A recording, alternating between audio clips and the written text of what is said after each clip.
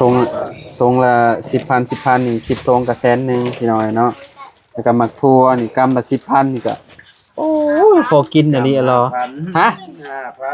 5,000นะอันนี้5,000ก็ได้เขา โอ้ยหลายคนขายหลายคนอยู่น้องสิบ่แม่น5,000กีบ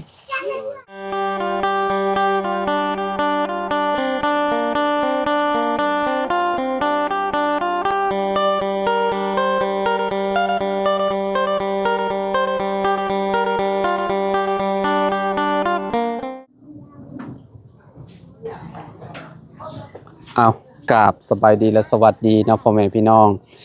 FC เบิร์ดสู่คู่สู่คนเนาะบ่ว่าสิอยู่ในและก็ต่างประเทศพี่น้องเนาะมาพบมาพอกันอยู่ที่บ้านน้องไม้พี่น้องเนาะป้อสังเกตพี่น้องเนาะโอ้มีฟืนมีไฟแล้วทางน้องไม้เพิ่นนี่เนาะดีใจน้ำน้องเพิ่นพี่น้องเนาะได้ไฟฟ้าเรียบร้อยพี่น้องเนาะซัมซิเปิดบัดนี้ซัมซิไส้บัดนี้พี่น้องเนาะอันเป็นของตัวเองแหละมันก็สิสะดวกสบายแน่พี่น้องบัดนี้เนาะกำลังเก็บหมกพริกไปขายบ่นี่เนาะสบายดีสบายดีเด้อเนาะน้องยังก่อนนี่น้องอ้อยเอาคือสื่ออันคือกันแท้กับน้องอ้อยอยู่พุ่นอันนี้ก็อ้อยอันนั้นก็อ้อยอ่ะเขาอนุญาตในละเนาะพี่น้อยเนาะเข็ดทงเท่าไรนี่ทง10,000ทงชิปโดยเก็บมาแต่สวนผมบ่เก็บมาแต่ให้โอ้หมกพริกอันนี้คักกะลีเนาะแล้วบ่าอยากได้คนสิมื้อหน้าแล้วบ่ามื้อแล้วบ่าบอกเขาสิเอาให้ข่อยก็ได้ตอนนั้นข่อยเจ้าเอาให้ข่อยตอนนั้นข่อยจะเอาไปถิ่มจะข่อยเอาไปถิ่มอยู่ไสอันแล้วว่าอยากได้ก็เอาอีกแต่อยากได้อยู่อยากได้อันแนวมันมาปลูกก็ซื้อนี่แนวมันปลูกมาปลูกใส่ให้ทงมื้อข่อยมื้อพุ่นแหละโดยบอกเด้อเขาสิมื้อใดแล้วว่าสิมื้อน้องคือสิสบายแล้วบัดนี้เนาะสำสิไปบัดนี้โดยคนขี้ดื้อได้ที่ดื้อกว่าเก่าแล้วนี่เนาะยังดื้ออยู่บ่นั่นนี่บ่ได้ดื้อแล้วว่าบ่พี่น้องเอ้ยเนาะก็มีหลายอย่างเลยนี่น้องไม้เนาะโดยมีหยังนี่พักหยังมีหมักบวบแล้วก็มีอันนี้ก็เจ้าต้นนี่ก็เจ้าห้องต้นนี่หยังนะไม้ก็เถอะเอาได้สกิลสกิลพักบัวบ่สกิลน่ะเลยต่อพักอีคู่พักหยังก็พักอีคู่โดยหมู่กันกับพักบัวหรือว่าต้นหอมเลยเนาะโดยอันนี้หมากเดือยพี่น้องเนาะฝั่งไทยห้องคือการบอกพี่น้องหมากเดือยเมื่อคนสิพาให้อันนี้ไม่ต้นยังอันนี้น่ะขิงบ่โดยอยากได้เมื่อปลูกยกขิงนี่สุดยอดแล้วนี่แล้วบ่าวสิเมื่อแล้วบอกเด้อขิงอ่อนกินกับตำบักหุ่งเคยกินบ่กับตำบักหุ่งบ่เคยใบขิงได้บ่เคยสุดยอดแล้วนี่อันนี้หมักถั่วโดยกำเท่าไรหมักถั่วมัน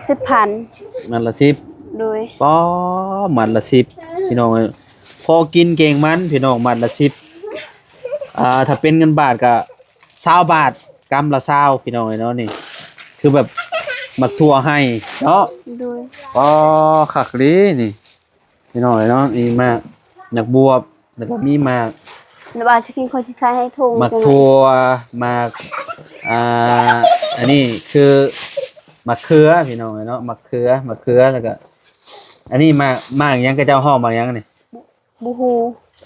โมเมนต์มากมันเผาบ่นี่แม่นแหละเนาะคือมากมันเผาแหละพี่น้องเนาะ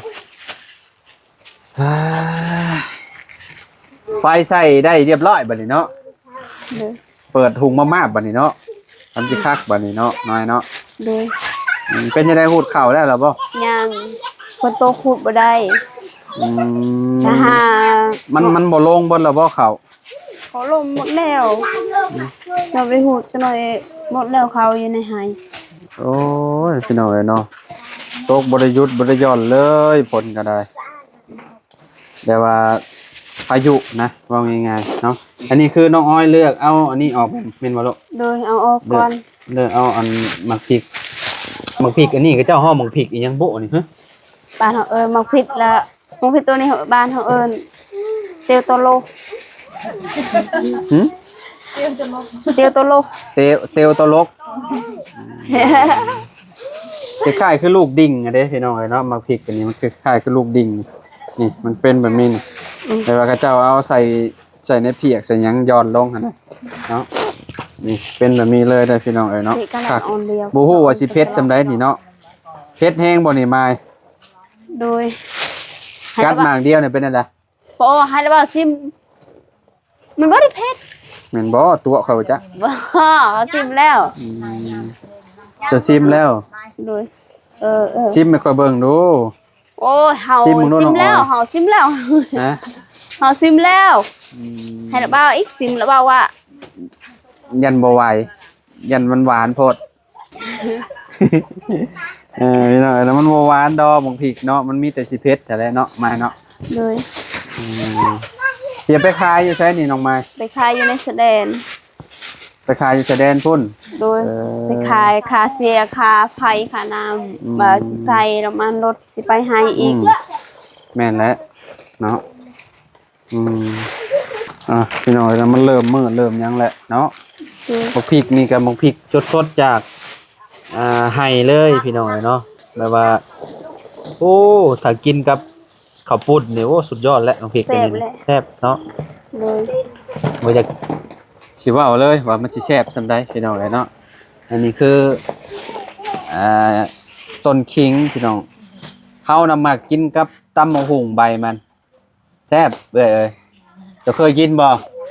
เคยบ่กินกับตำมะฮุ่งนะลองเด้อใบมันเด้ออันนี้ก็เจ้าเอาไปเฮ็ดเมนูหยังนี่ฮะขิงนี่ฮะบ่ไม้ ปูเขาคือกัน เจ้าไปใส่ เขาเฮ็ดว่าเขาสิตำ ใส่ตำบ่ ตำมะครัว ใส่ตำนู่นตำนี่เนาะ โดย พี่น้องเอ้ยเนาะมีหลายบ่คือแบบว่าจุมเจ้าปลูกแม่นบ่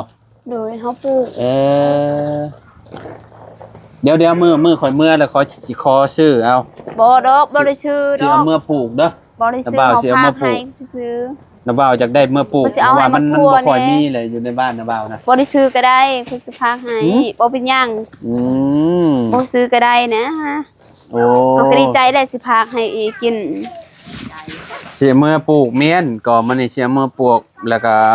เพิ่นสิเอาให้มาครัวแน่ เอาไว้อันนั้นมันต้มกินกันน่ะสิดีนะแบบว่าดียิงท้องยิงหยังอะนะคิดว่าได้แซ่บบ่แซ่บพี่น้องเอ้ยเนาะทงเท่าใดก็ทงละ10บ่ โดยทุกสิพัน ทงละ10พี่น้องนี่ทงละ10,000ประมาณนี้เด้อเนาะเมื่อก่อนเดี๋ยวสิมาหาน้องไม้เพิ่นอีกเนาะสิมาขอซื้อหมกพริกน้ำลาวพี่น้องแล้วก็มักถั่วให้เนาะ บ่ซื้อก็ได้พา เอา ให้ มาตำกินพี่น้องมักถั่วแล้วก็ขิงอยากได้อยู่ช่วงนี้ก็เนาะ โดย เป็นพวกมักพริกมักหยังพวกมักถั่วมักหยังพี่น้องเอ้ยเนาะมักถั่วพอกถั่วผู้เนาะช่วงนี้ โดย มันเริ่มออกเริ่มแบบว่าเป็นเป็นหมากพี่น้องเอ้ยเนาะอันนั้นก็ต้มกินโตส่วนที่ว่ามันแก่นะต้มกินกระแซ่บคือกันน้องไม้เอ้ยเนาะเนาะ ไปแปะในไปห่อ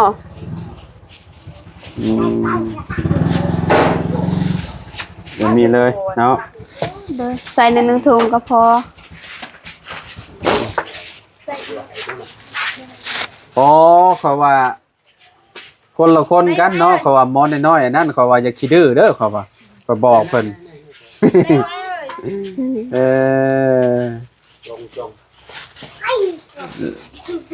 อันใดก็ไล่ไปเนี่ย แกมาจากกระสอบแล้วเขาไม่ ยังบ่ฮู้ พ่อระบอ10 เปาคนมา สิเป่าแล้ว คนมา10 เปาแล้วเนาะ โดย พี่น้องเลยเนาะโอ้ยเนาะคักกะลิหมกพริกนี่ยอมรับเลยว่ามันงามพี่น้องเลยเนาะสุดยอด ก็ได้เนาะ เนาะ เนาะ ขายพอได้ประเดกเป็นนัวพอได้ค่าน้ำมันไปเดินทางพี่น้องเอ้ยเนาะเมื่อเอิ้นคันว่าฝนบ่ตกนี่สิไปอยู่บ่ให้ไปคือเก่าแล้วเนาะ สิไปกัน เก้าในบ่ได้ฮู้ อืม บ่ได้หูเขามันมีแต่ปีกเขา อืมยังอีกจังมื้อซะอ้ายสมมุติว่าอันพูดนะพูดเข้า บ่ได้ลาได้3มื้อมึงนั่นแหละ ประมาณ3มื้อเนาะ โดย31 ประมาณนั้นพี่น้องนะก็บ่ยังบ่หลายซะเนาะใกล้แล้วพี่น้องเอ้ยเนาะใกล้สิแล้วใกล้สิสำเร็จแล้วเนาะตรงไม้นี่แบบว่าบ่ห่วงซวยเนาะ FC คอมเมนต์มาว่าโอ้ยน้องเพิ่นบ่ได้ห่วงซวยห่วงหยังเลยว่าซั่นเนาะก็คือแบบธรรมชาติหั้นนะพี่น้องเอ้ยเนาะน้องเพิ่นก็คือที่เห็นนั่นแหละเนาะแต่ใดแต่มาแต่ใดอันช่วงชุมเฮาเข้ามาก็เนาะก็คือที่เห็นนั่นแหละพี่น้องเอ้ยเนาะ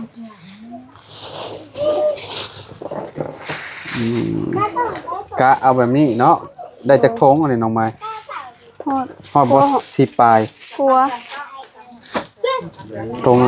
ทงละ10,000นี่10ทงก็100,000พี่น้อยเนาะแล้วก็มักทั่วนี่กำละ10,000นี่ก็โอ้ยพอกินอันนี้เหรอฮะ 5,000นะอันนี้ 5,000ก็ได้เขา ห่วย หลายคนขาย หลายคนอยู่น้องเลยสิบ่แม่น 5,000กีบบ่กำละ5 บาทตัวนี่กำละ5 บาทพี่น้องบ่อยากจะคิดว่าสิหลายขนาดนี้เนาะพี่น้องเอ้ยบอกว่าพี่น้อง เจาะอัน หลายสำใดพี่น้องเอ้ยเนาะ เจาะ ก็เจ้าไปตำนี่ก็เจ้าได้บางหลายพันได้นี่นี่เนาะเขาตำนี่เขาบ่ได้ใส่ลายได้เขาใส่หน่อยเดียวพี่น้องเอ้ยเนาะ เจาะมาก่อน มัดก่อน โอ้ข่อยสิพาให้เราเอากิน โอ้น้าบ่าวบ่เอา บ่นะกินมื้อนำกันบ่นะ น้าบ่าวอยู่บ้านพัก บ้านพักนา อยู่บ้านพักบ่ได้เอาไปต ให้เราเอากินม่วน ำกินแล้วโอ้กินม่วนโอ้ยเนาะบ่เป็นหยังบ่เป็นหยังบ่เอาไปขายรถมื้อหน้าพูดน้าบ่าวจะสิเอาน้ำบัดน้าบ่าวเมื่อบ้านพุ่นละ แต่ย้อน เด้อขอบใจหลายๆขอบใจหลายๆเนาะ ระบายสิเมื่อแล้วบ่ โดยได้คักอยู่พี่น้องเนาะมักทั่วซำนี่น่ะพอดีตำกินเนาะตำแซ่บๆตำส้มเนาะตำส้มใส่หมักสังพี่น้องเอ้ยเนาะสุดยอดแหละ บ้านกล้อง อยู่ในไห้ยังหลายอยู่บ่ซะ ลาย ยังหลาย เอาอยู่เฮือนก่อน เอาลมมาหมัดใหม่พี่น้องเอ้ยเนาะยังมีอีกเนาะ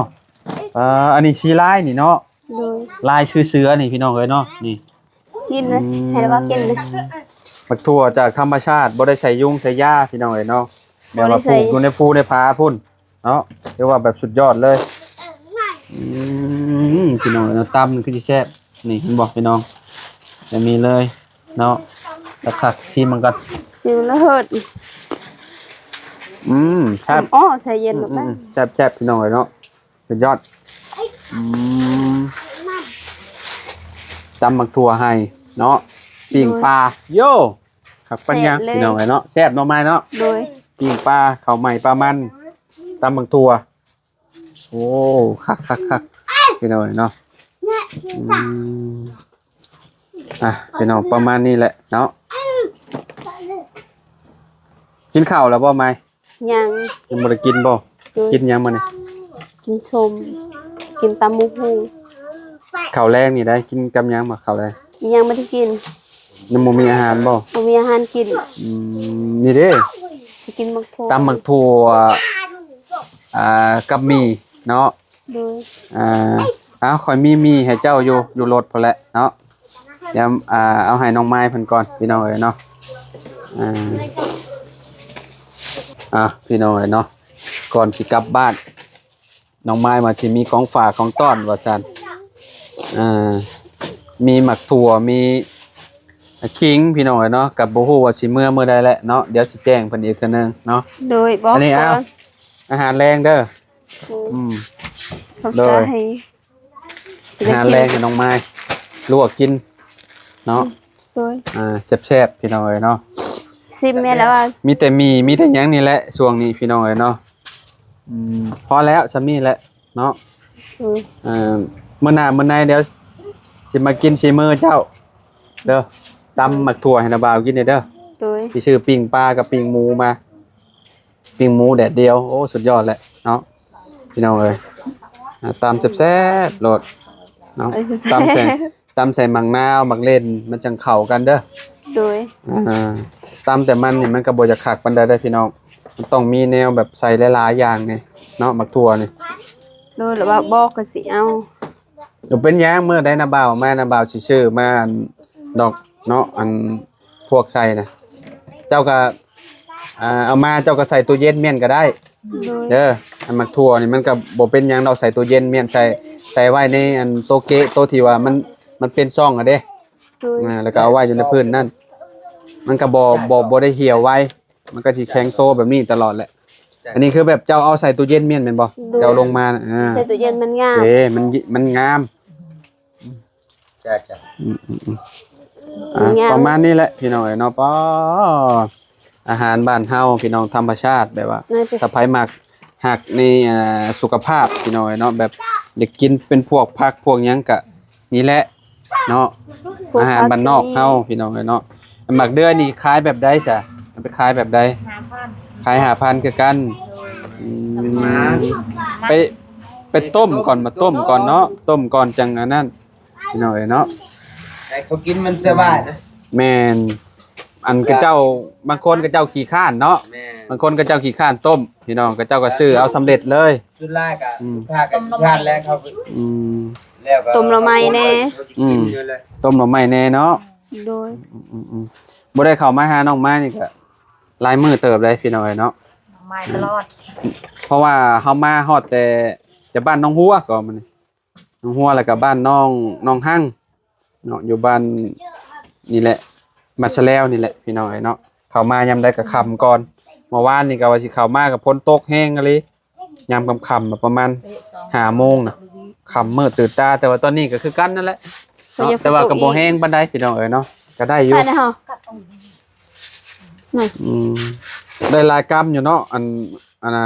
หมักถั่วก็ได้เนาะ โดย หมักพริกก็ได้หลายทงอยู่ได้หลายแสนเติบอยู่พี่น้องเนาะประมาณ100,000 200,000น่าสิได้อยู่เนาะไม้เนาะ โดยเฮาก็ได้ใจต้องไปหากระเสียค่าไฟค่าน้ำซื้อเป็นงัว เป็นจังได๋อันไฟ